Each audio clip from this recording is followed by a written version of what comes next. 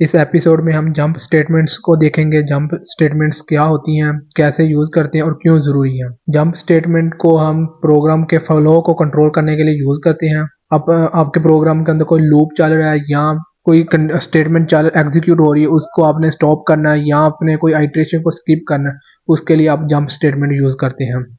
Jump statement चार तरह की होती है: break statement, continue statement, go to statement and return statement. Break statement, continue and go to statement को आप कंडीशन के साथ यूज करते हैं। आप अपने प्रोग्राम के अंदर एक कंडीशन अप्लाई करते हैं और बताते हैं कि जब ये कंडीशन ट्रू होगी ये जंप स्टेटमेंट एग्जीक्यूट हो जाएगी। चलें जी, वन बाय वन तमाम स्टेटमेंट को देखते हैं। चलें, सबसे पहले ब्रेक स्टेटमेंट को देखते हैं। ब्रेक स्टेटमेंट को हम अपने प्रोग्राम के अंदर टर्मिनेट करने के लिए यूज करते हैं। जब भी अपने प्रोग्राम के अंदर लूप को टर्मिनेट करना हो या फिर स्टॉप करना हो तो हम उसके लिए ब्रेक स्टेटमेंट यूज करते हैं। ब्रेक स्टेटमेंट को हम इफ एल्स या स्विच स्टेटमेंट के साथ यूज करते हैं। While loop, do while loop in loops के अंदर यूज होती है और ये इनके साथ यूज करते हैं कंडीशन के साथ। और हम प्रोग्राम के अंदर एक कंडीशन लगा देते हैं कि जब ये कंडीशन ट्रू होगी तो हमारी ये ब्रेक स्टेटमेंट एग्जीक्यूट हो जाएगी। ब्रेक स्टेटमेंट ऐसे काम करती है कि ये देखें इसका स्ट्रक्चर, लूप बॉडी स्टार्ट होती है और एक कंडीशन, अगर कंडीशन ट्रू है तो ब्रेक स्टेटमेंट एग्जीक्यूट हो जाएगी और आपका लूप टर्मिनेट हो जाएगा। अगर नहीं होगी तो आपका लूप एग्जीक्यूट होता रहेगा जब उस वक्त तक जब तक आपकी कंडीशन ट्रू ना हो जाए। कंडीशन ट्रू हो गई तो आपका लूप टर्मिनेट हो जाएगा। कंटिन्यू स्टेटमेंट को देखते हैं। कंटिन्यू स्टेटमेंट को हम ब्रेक ही स्टेटमेंट की ही तरह यूज करते हैं, लेकिन ये एक स्पेसिफिक आइटरेशन को स्किप करने के लिए यूज करते हैं, ना कि पूरे लूप को टर्मिनेट करने के लिए यूज करते हैं।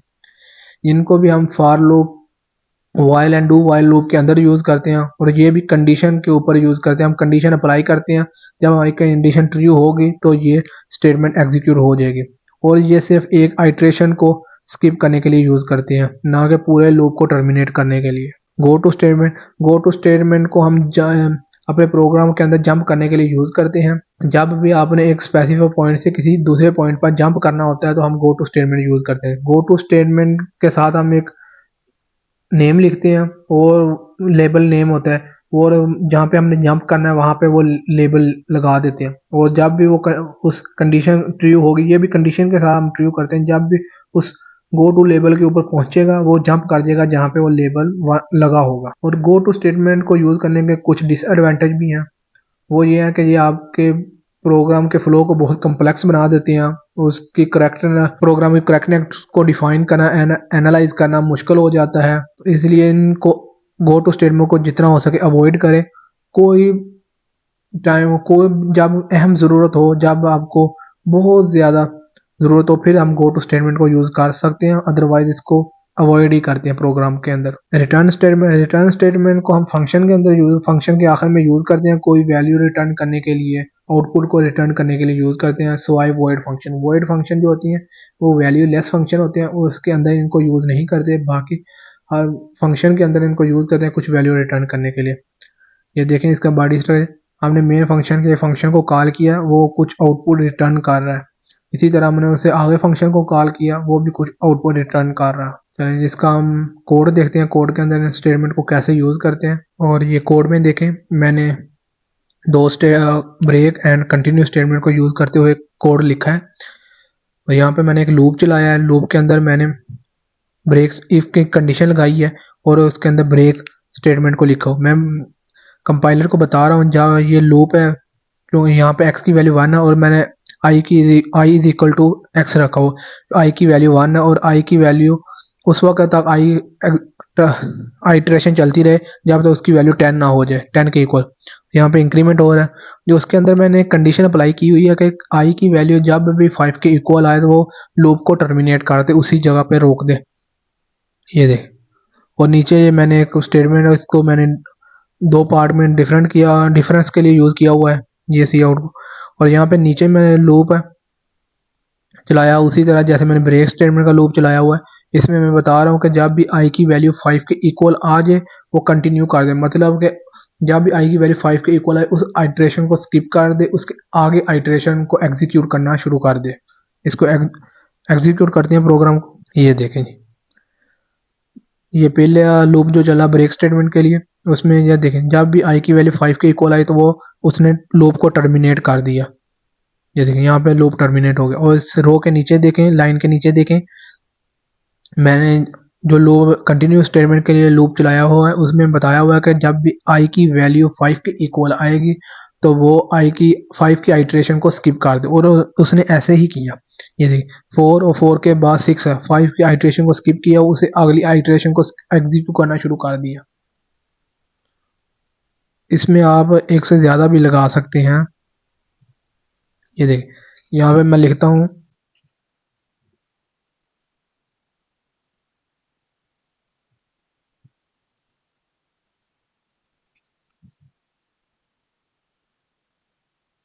और यहाँ पे देखें कंटिन्यू स्टेटमेंट के अंदर मैं दो आइट्रेशन को स्किप करना चाहता हूँ। उसके लिए मैंने इफ के अंदर आई इज इक्वल टू 5 आगे आर की लगाया हुआ, आर लगाया हुआ है, और आई इज इक्वल टू 7।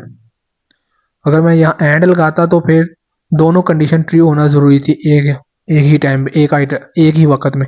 लेकिन आर के साथ ये है कि एक भी कंडीशन ट्रू होगी तो वो उस आइट्रेशन को स्किप कर देगा। एंड के में नहीं ये कहेगा, कभी भी ये एग्जीक्यूट नहीं होगा, कंडीशन एग्जीक्यूट नहीं होगी, ट्रू नहीं होगी। यहाँ पर देखें 4 के बाद उसने 5 को स्किप किया और 6 के बाद 7 को भी स्किप किया हुआ है, तो मैं बताया हुआ है जब भी आई की वैल्यू 5 एंड और 7 आएगी तो उस आइट्रेशन को स्किप कर दे, उसे अगली आइट्रेशन को एग्जीक्यूट करना शुरू कर दे। और इस प्रोग्राम में देखें मैंने गो टू स्टेटमेंट को यूज़ करते हुए प्रोग्राम लिखा है। इसमें देखें मैंने एक वेरिएबल डिक्लेयर किया हुआ, उसको 6 वैल्यू असाइन की हुई है, और मैंने कंडीशन अप्लाई की हुई है। कंडीशन चेक करने के मैंने अप्लाई की इसलिए कि मैं चेक करना चाहता हूँ कि मेरा जो नंबर है वो इवन है कि ऑड है। तो यहाँ पे मैंने एक्स को डिवाइड कर रहा हूँ, अगर उसका रिमाइंडर 0 आ रहा है तो वो जंप कर दिए गो टू लेबल 1। ये देखिए मैंने स्टेटमेंट के साथ आगे एक नेम लिखा है लेबल 1, और यहाँ पे लेबल 1 को मैंने कॉल डिक्लेयर किया हुआ कि जब भी वो हमारी कंडीशन ट्रू होगी वो जंप कर जाए लेबल 1 के ऊपर। और यहाँ पे मैंने सी आउट इवन लिखा हुआ है कि वो नंबर इवन है। अगर ट्रू नहीं होती कंडीशन तो वो एल्स के ब्लॉक में जाए और वहाँ पे जो गो टू लेबल 2 लिखा हुआ है उसके लेबल के ऊपर जंप कर दे। वहाँ पे मैंने सी आउट ऑड लिखा हुआ है कि मतलब हमारा नंबर ऑड है। यहाँ पे आपने ना जो मैंने लेबल 1 के अंदर जो स्टेटमेंट लिखी हुई इसके बाद आपने रिटर्न 0 लिखना ज़रूरी है, नहीं तो ये लेबल 1 और लेबल 2 दोनों की जो आउटपुट है उसको डिस्प्ले कर देगा, और ये अब रिजल्ट सही नहीं आएगा। और इसको एग्जीक्यूट करके देखते हैं। ये देखें जी, जब मैंने इसको एग्जीक्यूट किया तो बता रहा है आपका नंबर इवन है। मैं वैल्यू चेंज करके देखता हूँ वेरिएबल की, यहाँ पे मैं 9 कर देता हूँ तो फिर हमारी क्या आउटपुट आती है ये देख लेते हैं। ये देख ऑड आ गया, ये वो बता रहा है कि आपका जो नंबर है वो ऑड है। ये थी हमारी go to statement. Go to statement को हम जंप करने के लिए यूज़ करते हैं। ये देखिए मैं यहाँ से जंप कर रहा हूँ डायरेक्ट यहाँ, ये दरम्यान एल्स वाले ब्लॉक को स्किप कर रहा हूँ। आप इसको लेबल 1 को लेबल 2 के बाद भी लिख सकते हैं, लेकिन ये जंप वहीं करेगा जहाँ पे आपने गो टू के आगे जो नेम लिखा है और जहाँ पे आप उसको जंप करवाना चाहते हैं उस लेबल का नाम सेम होना चाहिए। और रिटर्न स्टेटमेंट हम रिटर्न वैल्यू करनी है उसके लिए यूज़ करते हैं। बताते हैं कि हमारी जो वैल्यू हम रिटर्न कर रहे हैं वो क्या है। यहाँ पे मैं 0 कर रहा हूँ, मतलब कि कुछ वैल्यू रिटर्न नहीं कर रहा, लेकिन बता रहा हूँ कि इसके बाद कोई कुछ एग्जीक्यूशन नहीं हो रही, ये हमारी आखिरी वैल्यू है। जंप स्टेटमेंट, इसको हम कैसे यूज़ करते हैं और क्यों ज़रूरी है, ये सब चीज़ें मैंने आपको कोड के अंदर बताई, करके भी बताई। चलें जी, thank you, best of luck.